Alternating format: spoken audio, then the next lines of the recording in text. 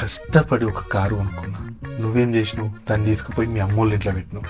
నా కష్టం నా కారు, కానీ ఎంజాయ్ చేసేది వేరే ఫ్యామిలీ. నాకు ఎప్పుడైనా కారు అవసరం పడితే నెలకు 1-2 సార్లు నాకు ఇస్తారు. ఇది కమ్యూనిజం. Fourth, democracy. పోయిన నెల నీకు నాకు లుల్లైంది. నువ్వే నన్ను కొట్టి నువ్వే ఏడ్చుకుంటా పోయి మన ఫ్యామిలీలను కూర్చోబెట్టి పెద్ద పంచాయతీ పెట్టి, కానీ మీ వాళ్ళు 6, మా వాళ్ళు 3. మీరు మెజారిటీ, మేము మైనారిటీ. సో మీ ఫ్యామిలీ నాదే తప్పని డిసైడ్ చేసి నన్ను సారీ చెప్పమన్నారు. ఆబ్వియస్లీ ఇది డెమోక్రసీ.